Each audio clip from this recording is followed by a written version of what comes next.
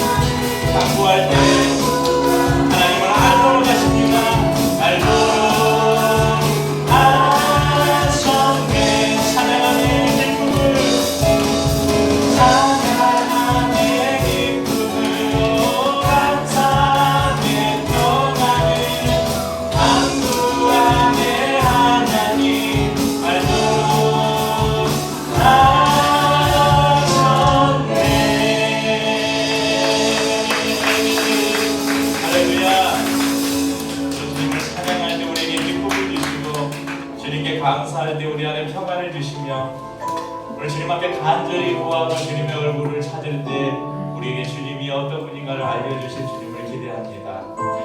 주님 앞에 나아가는 우리의 마음이 항상 선하지 못하고 부끄러운 마음이지만 있는 모습 그대로 주님께 나오길 원하십니다. 주님은 우리의 외모가 아닌 우리의 중심을 보신다고 말씀하셨습니다. 그리고 주께서 원하시는 그 마음은 상한 심령, 하나님 앞에 어찌할 것 회개하는 마음으로 나오는 자를 기뻐하신다고 말씀하셨습니다. 오늘도 그런 마음을 우리 가운데 달라고 주님 앞에 찬양했으면 좋겠습니다. 보소서 주님 나의 마음을 선한 것 하나 없습니다. 그러나 내 모든 것 주께 드립니다. 사랑으로 와주시고 날 새롭게 하소서. 보소서 주님 나의 마음을 선한 것 하나 없습니다. 그러나 내 모든 것 주께 드립니다. 사랑으로 와주시고 날 새롭게 하소서. 주님 마음 내게 주소서. 주님 마음 내게 주소서. 내 아버지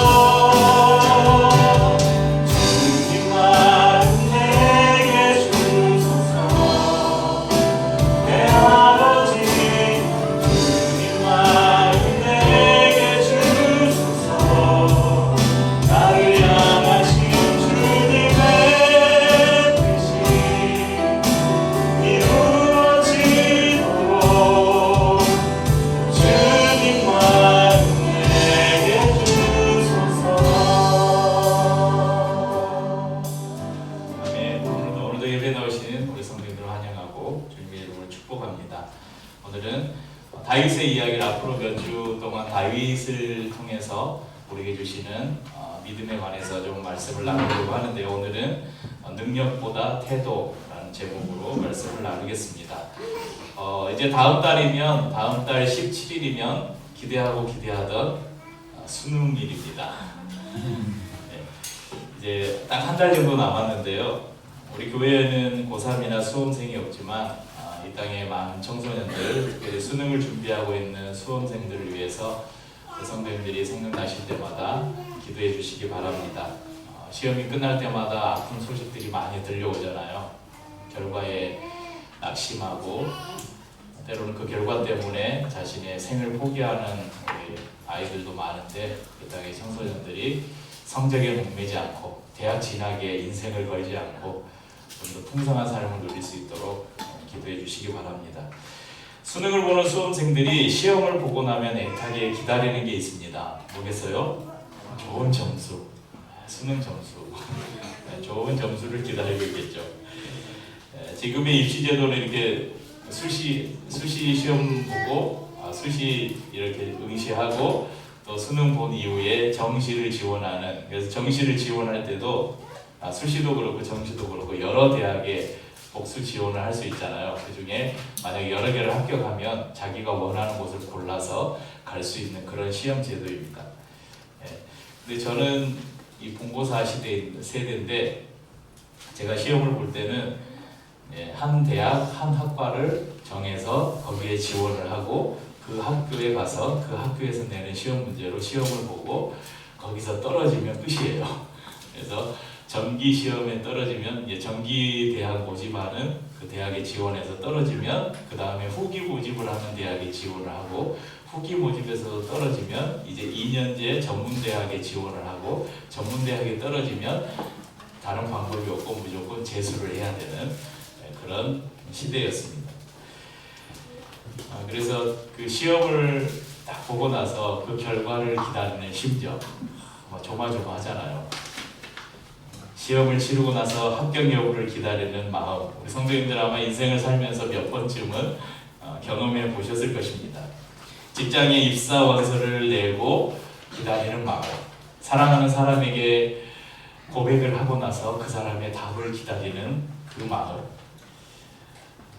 그 기다림의 시간은 기대와 희망도 있지만 때로는 걱정과 두려움, 어떤 때는 극심한 고통을 동반하기도 합니다. 오늘 이야기의 주인공인 다윗의 마음도 이런 마음이 아니었을까 추측을 해봅니다. 들에서 양을 돌보다가 갑자기 집에서 불러서 가보니 사무엘이라는 선지자가 왔는데 자기에게 기름을 붓는 거예요. 기름을 붓는다는 것은 뭐예요? 셋 중에 하나가 된다는 말이에요. 왕이나 선지자나 제사장이 된다는 말이거든요. 그런데 이 다윗이 이스라엘 왕이 되기까지 오랜 기다림의 시간을 견뎌야 했습니다. 여러분, 다윗 하면 제일 먼저 떠오르는 이야기, 세훈아, 다윗 하면 떠오르는 이야기. 골리앗과 싸움. 다윗이 골리앗과 싸우는데 막 칼과 방패를 가지고 싸운 게 아니라 냇가에서 물맷돌, 이렇게 우리로 말하면 새총 비슷한 건데 이렇게 걸어가지고 휙휙 돌가지고 날리면 돌이 날아가서 이렇게 양을 지킬 때 사나운 짐승이 오거나 하면 그 짐승들을 쫓는 데 사용했던 그 물맷돌 5개 주머니에 담아가지고 골리앗을 쓰러뜨렸던 그 이야기를 우리는 다윗 하면 가장 먼저 떠올립니다. 하지만 이 성경에는 이 다윗의 이야기가 그 골리앗과 싸웠던 엘라 골짜기에서 시작되는 것이 아니라 나이 지긋한 한 선지자가 이스라엘의 어느 언덕길을 내려오는 모습에서 시작됩니다. 이스라엘의 첫 번째 왕이었던 사울을 버리기로 결심한 하나님께서 사무엘을 불러서 말씀하시죠. 내가 사울을 버렸다. 그래서 다른 왕을 기름 부어 세워라. 이렇게 말씀하셨습니다. 사무엘상 16장 4절에 보면 사무엘이 여호와의 말씀대로 행하여 베들레헴에 이름에 성읍 장로들이 떨며 그를 영접하여 이르되 평강을 위하여 오시나이까, 이렇게 말해요. 그러니까 베들레헴으로 들어오는 사무엘 선지자를 알아본 사람들이 막 수군대죠. 두려움에 떨어요. 선지자가, 그 위대한 이스라엘의 선지자가 자기 마을에 들어오는 거예요. 선지자가 온다는 것은 뭔가 이 마을에 죄를 지어가지고 잘못을 해서 뭔가 이 벌을 내리려고 오거나 뭐 십중팔구 그런 게 아닐까 두려워 떠는 사람들에게 하나님께 제사를 드리러 왔다 이렇게 이야기를 합니다. 그러면 사무엘이 어떤 선지자였습니까? 엘가나와 한나 사이에서 태어났고 젖을 떼자마자 하나님의 성전에 바쳐진 사람이었습니다. 엘리 제사장이 그를 맡아서 기르고 성전에서 하나님의 음성을 듣고 하나님의 부르심을 받고 이스라엘의 선지자로 세움을 받습니다. 엘리 제사장의 아들들이 타락의 길을 걸어갈 때 사무엘은 성전에서 하나님의 사람으로 준비되어 갔습니다. 그리고 어느샌가 이스라엘 백성들에게 영적인 가르침이 필요한 순간마다 이스라엘의 위기마다 등장해서 분명한 하나님의 지침을 보여주는 역할을 감당하기 시작했습니다. 그럼 이스라엘 백성들이 한 목소리로 우리에게도 왕을 세워주십시오. 저 다른 나라들 보십시오. 왕이 있는데 우리에게도 왕을 세워주십시오. 이렇게 요구합니다. 그러면 이 이스라엘의 왕이 누구예요? 하나님이에요. 그러니까 하나님이 눈에 안 보이니까 우리에게도 눈에 보이는 왕을 세워달라는 거예요. 그러면 좋다. 그래서 하나님께서 사무엘에게 가서 사울을 택해서 그에게 기름을 부어서 왕으로 세워라. 그래서 사울을 이스라엘의 왕으로 세웁니다. 그런데 사무엘이 세웠던 이 사울 왕이 사무엘의 근심거리가 되었습니다. 처음 사울이 하나님의 그 부르심을 받았을 때 성경은 그가 얼마나 준수하고 용맹하고 리더십이 있는 인물이었는지 성경이 잘 설명해주고 있습니다. 하지만 이 처음 왕으로 세움받았을 때의 모습은 온대가 되었고 사울은 형편없는 인간이 되어가고 있었습니다. 이 사울은 백성들에게서도 또 하나님 앞에서도 왕으로서의 모습을 잃어갔습니다. 그때 주님께서 사울에게 말씀하셨죠. 사무엘상 16장 1절 오늘 저희가 읽은 본문이 시작되는 1절에 보면 여호와께서 사무엘에게 이르시되 내가 이미 사울을 버려 이스라엘 왕이 되지 못하게 하였거늘 내가 그를 위하여 언제까지 슬퍼하겠느냐. 너는 뿔에 기름을 채워 가지고 가라. 내가 너를 베들레헴 사람 이새에게로 보내리니 이는 내가 그의 아들 중에서 한 왕을 보았느니라 하시는지라. 여러분 사무엘이 지금 이스라엘 그 한 작은 마을 언덕배기를 내려오는 이 사연에는 그런 사연이 있었습니다. 이미 왕이 있는데 심지어 그 왕이 자신의 손으로 세운 왕이에요. 그런데 또 다른 왕을 기름 부어 세운다? 여러분 이거 옛날 막 사극 같은 데 보면 뭐예요 이게? 역모죠. 역모. 반역이에요. 그 일을 지금 사무엘이 하고 있는 것입니다. 하지만 그럴 수밖에 없었던 하나님께서 말씀하신 그 명령에 순종할 수밖에 없었던 이유가 있었습니다. 당시에 이스라엘이나 주변 환경이 너무 불안정한 상태였어요. 여러분 모세나 여호수아는 이미 흘러간 영웅이었고 영적 혹한기가 300년 이상 지속되면서 백성들의 신앙은 얼어붙었습니다. 그렇기 때문에 하나님 아닌 그들도 다른 왕을 세워달라고 그렇게 요구했겠죠. 하나님께서 그들의 뜻대로 왕을 세워주셨지만 그 왕은 이스라엘을 구원하여 온전케 하기보다 오히려 이스라엘을 위기로 침몰 직전으로 끌고 갔습니다. 또한 주위에는 호전적이고 기골이 장대한 안악장수라고 나오는데요. 이 기골이 장대한 2m가 넘는 키가 2m가 넘는 장수들이 질비한 그리고 철제 무기를 가지고 있는 이 블레셋이 호시탐탐 이스라엘을 침략하려고 노리고 있었습니다. 안으로는 끝모를 타락, 밖으로는 감당할 수 없는 위험이 있었지만 이스라엘의 왕은 너무나 허약했어요. 그때 하나님은 누구도 생각하지도 못한 그리고 상상하지도 못한 조치를 취하십니다. 그것은 대단치도 않은 이스라엘의 어느 작은 마을에서 듣도 보도 못한 한 인물을 하나님의 역사의 그 현장으로 불러내시는 것입니다. 다윗이 사는 마을은 예루살렘에서 남서쪽으로 한 10km 정도 떨어져 있는 이 언덕배기의 둥지를 둔 마을입니다. 보시면 베들레헴이라는 동네가 되게 파란색으로 동그라미 친 게 예루살렘이고 그 조금만 내려오면 베들레헴. 저희가 베들레헴인데 그래서 예전에 보면 예수님께서 베들레헴에서 태어나셨잖아요. 왜냐하면 예루살렘으로 이렇게 절기가 되면 순례자들이 예루살렘 들어가다가 예루살렘에 묵을 곳이 없고 하니까 중간에 이제 들러서 이제 묵었던 곳이 베들레헴이었죠. 왜 그래? 여기 이 베들레헴은 룻의 어머니 나오미와 또 나중에 룻과 결혼한 보아스의 고향이기도 합니다. 또 룻도 한때 어머니를 따라서 이 마을에서 살았죠. 예수님도 베들레헴 마구간에서 태어나셨습니다. 그 예수님의 울음소리가 울리기 한 1000여 년 전에 사무엘은 지금 암소 한 마리를 가지고 이 마을에 들어서고 있었습니다. 누구를 혼내주러 왔는지 아니면 자기를 죽이는 세력을 피해서 몸을 숨기러 왔는지 사람들이 수군거렸지만 이 예언자는 사람들에게 말합니다. 내가 짐승을 잡아서 하나님께 화목 제사를 드리러 왔다. 그러면서 마을의 장로들과 이새와 그의 아들들을 부릅니다.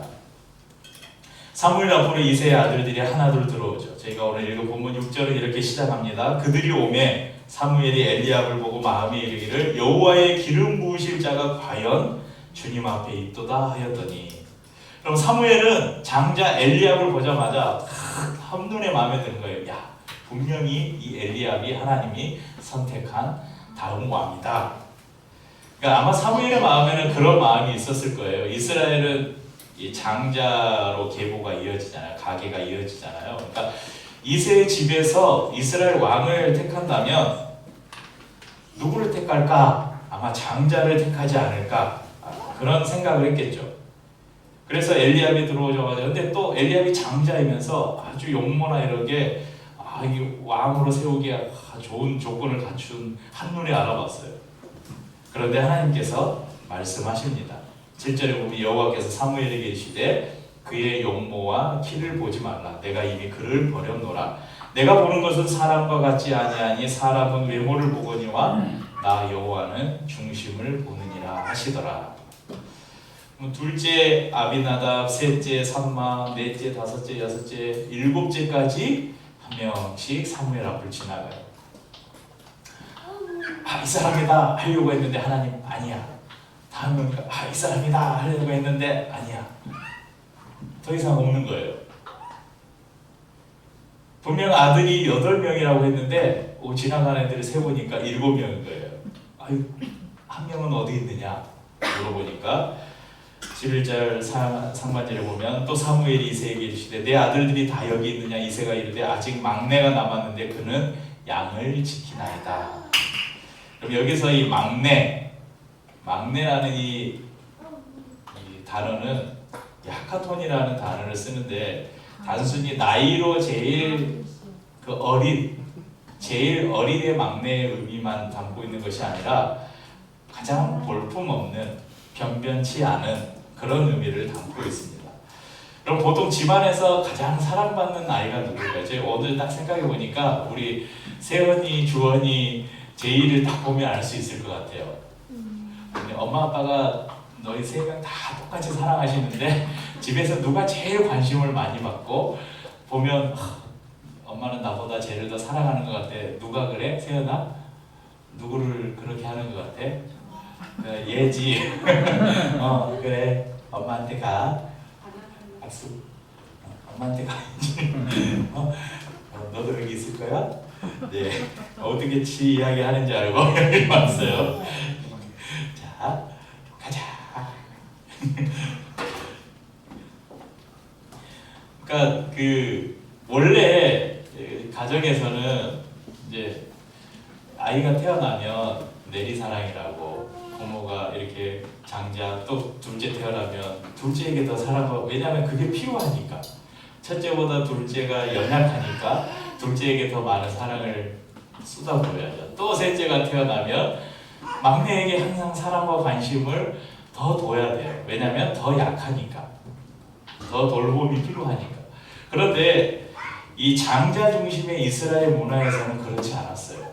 장자 중심의 이스라엘 문화에서는 이스라엘만 그렇겠습니까? 저희 나라도 저기 조선 시대만 가봐도 몇백 년 전만 해도 우리나라에 보면 저기 막둥이나 이런 사람들은 취급도 못 받는, 사람 취급도 못 받는, 오직 장자가 최고인, 맏아들이 최고인 그런 문화 아니었습니까? 근데 이스라엘은 우리나라보다 더 심했어요. 이 장자 우선의 문화가.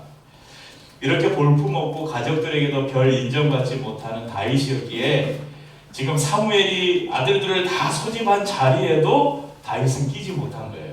쟤는 설마 쟤는 막 올 필요도 없겠지. 그래서 야 너는 들에서 양을 치고 있어, 양 돌보고 있어 이렇게 해놓은 것이죠. 하지만 이런 천대받던 다윗은 성경에 무려 66장에 걸쳐서 다윗의 행적을 기록하고 있습니다. 여러분 다윗은 구약의 인물이잖아요. 신약 성경에는 59번 다윗의 이름이 나옵니다. 다윗은 장차 이스라엘을 통일하고 하나님의 도성인 예루살렘을 건설하는 위대한 왕이 됩니다. 이 땅에 오신 구원자 예수 그리스도를 누구의 자손이라고 불러요? 다윗의 자손이라고. 그를 통해 수많은 위대한 시편이 쏟아져 나왔습니다. 그는 왕이었고 용사였고 또한 음유시인이었습니다. 하지만 처음 다윗이 부름을 받았을 때 다윗의 모습은 그렇지 못했어요. 그는 조그만 촌 동네에서 가족들에게도 소외되어서 들에서 양을 돌보는 소외의 풀밭을 걷고 있는 아주 조그맣고 연약한 아이였습니다. 여러분 지금 우리가 살아가는 우리의 시대에 사람들을 판단하는 기준은 무엇입니까? 좋은 집, 좋은 차, 체격. 그래서 다들 몸짱이 되려고 애를 쓰잖아요. 백옥 같은 피부, 어떤 브랜드의 옷을 입는지, 어떤 시계를 차고 있는지, 무슨 학위를 가지고 있는지, 여러분 그런 것들로 우리를 평가하는 시대가 아닙니까? 그리고 그런 평가들 앞에서 여러분은 좀 어깨에 힘 좀 들어가시나요? 내세울 거 있나요? 여기 제가 이렇게 보니까 별로 다들 내세울 거 별로 없으시죠? 그런 평가들 앞에서 우리는 작고 소외되지 않습니까? 아무리 열심히 일을 해도 알아주지 않고 정직보다 적절한 속임수와 타협이 인정받는 사회, 성실한 부하 직원보다 자신의 가려운 것을 긁어주는 부하 직원을 인정해주는 상사, 심지어는 여러분 우리의 부모들조차 어떤 부모들은 잘난 자식은 앞에 내세우고 못난 자식은 들판으로 내보내는 마치 이새처럼 그런 부모들이 많아지는 요즘 시대가 아닙니까? 혹 지금 다윗처럼 소외라는 들판에 서 있습니까? 소외라는 골리앗과 대면하고 있습니까? 그렇다면 이제 그 소외라는 골리앗에게서 눈을 떼고 여러분 하나님을 바라보시기 바랍니다. 우리는 그런 평가에 신경 쓸 필요가 없는 존재들입니다. 우리에게 정말 중요한 것은 세상이 우리를 어떻게 보느냐가 아니라 나를 지으신 그분이 나를 어떻게 생각하느냐가 중요하다는 것입니다. 그래서 오늘 주님은 우리에게 말씀하십니다. 오늘 본문 7절을 다시 한번 읽어보겠습니다. 본문 7절입니다. 여호와께서 사무엘에게 이르시되 그의 용모와 키를 보지 말라. 내가 이미 그를 버렸노라. 내가 보는 것은 사람과 같지 아니하니 사람은 외모를 보거니와 나 여호와는 중심을 보느니라 하시더라. 그리고 이 말씀은 이 세상을 살아가는 모든 하카톤들, 말제들에게 주신 말씀입니다. 하나님은 아무도 버리지 않으시고 온전히 들어 사용하신다는 약속의 말씀입니다. 그럼 그걸 위해서 때로는 기나긴 기다림의 시간이 필요할지도 모릅니다. 하지만 하나님께서는 하나님 앞에서 마음을 정한 이 땅의 말제들을 하나님의 때에 역사의 중요한 현장으로 불러내실 것입니다. 주님이 다윗을 보시면서 가장 중요하게 보신 것이 마음이었습니다. 다른 말로 하면 태도라고 할 수 있겠죠. 다윗은 결점이 많은 인물이었어요. 그가 왕이 되어서 여러 범죄를 저지르잖아요. 그렇지만 그는 주님의 마음을 쫓아 살았고 어느샌가 주님의 성품을 닮아가고 있었습니다. 하나님이 원하시는 하나님의 사람이 바로 그런 사람이라는 것입니다. 세상은 사람의 체격과 지갑의 두께로 사람을 평가하지만 우리의 창조주 하나님은 그렇지 않습니다. 이 소년 다윗의 이야기, 이 이야기는 우리에게 중요한 진리를 가르쳐 주는데 바로 하나님은 당신의 자녀들의 마음을 보신다는 것입니다. 그리고 하나님은 한 사람 한 사람을 위한 가장 합당한, 가장 좋은, 그리고 가장 딱 맞는 계획들을 가지고 계신다는 것입니다. 여러분 우리는 우리의 힘이나 지위나 능력을 키우기 위해서 많은 시간과 노력을 투자합니다. 하지만 정작 하나님의 마음을 알고 그 마음을 닮아가기 위한 노력은 게을리합니다. 숙제, 학원, 과외, 절대 빠지면 안 되죠. 이거 빠지면 큰일 나요. 그런데 예배는 급한 일 있으면 빠져도 돼요. 그러니까 늦잠을 자거나 피곤하거나 그러면 한 번쯤 빠져도 된다고 생각을 합니다. 영어 단어 외우고 수학 공식 외우는 것은 목숨을 걸고 외우는데 성경 한 구절 암송하는 것은 이게 뭐 인생에 그리 필요가 있나? 그러면서 대수롭지 않게 생각합니다. 친구, 동호회, 여행, 경조사들은 반드시 챙겨야 하지만 묵상하고 기도하는 일은 얼마든지 뒤로 미루어도 되고 바쁘면 그냥 하루쯤 패스해도 된다고 생각합니다. 사랑하는 성도님들, 세상이 인정해주는 능력을 키우기 위해서 여러분들 많은 시간과 노력과 에너지를 사용하시죠. 여러분이 세상이 우리를 평가하는 그 능력을 키우기 위해서 여러분의 물질의 많은 부분들을 사용하지 않습니까? 그런데 하나님은 오늘 우리에게 말씀하십니다. 나는 그 능력보다 내 앞에 서 있는 너의 마음, 너의 태도를 더 중요하게 생각한단다. 우리가 다윗을 통해 배울 수 있는 것은 바로 하나님 앞에 서 있는 나의 태도입니다. 수많은 시편을 통해서 우리는 하나님을 향한 다윗의 중심이, 그 마음이, 그의 태도가 어떠했는지 알 수 있습니다. 물론 이 어린 나이에 하나님께서 택하셔서 기름 부음을 받고 그가 이스라엘 역사의 이제 중요한 현장으로 나타날 때까지 많은 시간이, 또 기다림의 시간도 있었지만, 그가 왕이 된 이후에 여러분 얼마나 많은 또 굴곡들을 거쳤어요. 죽을 고비도 많이 넘기고, 자신의 장인한테 버림받고, 아내에게 버림받고, 아들에게 버림받고, 이런 수많은 아픔들을 경험하면서 그가 하나님 앞에서 어떤 마음을 가지고 있었는가가 시편을 보면 너무나 잘 나와 있습니다. 특별히 저를 포함한, 저도 두 자녀를 키우고 있는 부모이고, 또 이 자리에 또 아이를 키우고 있는 여러 부모들이 있습니다. 우리 부모님들, 여러분의 자녀들에게 세상의 능력과 스펙보다 하나님 앞에서의 태도를 먼저 가르쳐 주십시오. 그것이 자녀에게 줄 수 있는 여러분 부모로서의 가장 큰 선물이고 가장 큰 유산입니다. 하나님은 오늘도 세상이 평가하는 우리의 능력이 아닌 하나님 앞에서의 우리의 태도를 보고 계십니다. 여러분, 능력을 우리가 그렇다고 시험 공부 안 하고 그냥 대충 살라는 말이 아니에요. 아무 노력도 하지 말라는 게 아니에요. 이건 우선순위를 말하는 거예요. 그러니까 하나님을 제쳐두고 능력을 키우기 위해서 목숨 걸지 말라는 거예요. 성경이 우리에게 말씀하셔요. 능력이 누구에게 있다고요? 하나님께 있어요. 그러니까 내가 세상의 능력 가져다 쓰려고 애쓰지 말고 하나님이 주시는 능력을 받으면 돼요. 그 능력을 어떻게 받느냐? 빌립보서 4장 13절에 이렇게 말씀합니다. 내게 능력 주시는 자 안에서 내가 모든 것을 할 수 있느니라. 여러분, 내가 갈고 닦은 능력이 아니라, 내가 세상에서 쌓아놓은 스펙이 아니라, 능력의 하나님 안에 우리가 거하고 있으면 그 하나님이 우리에게 능력이 되어 주신다는 것입니다.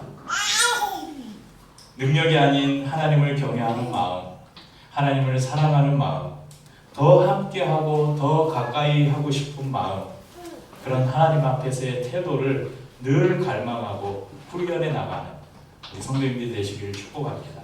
또한 여러분의 자녀들에게 이 훈련들을 게을리하지 않는 또한 우리 부모들이 될 수 있기를 주의 이름으로 축복합니다. 함께 찬양하고 우리 성찬을 나누도록 하겠습니다.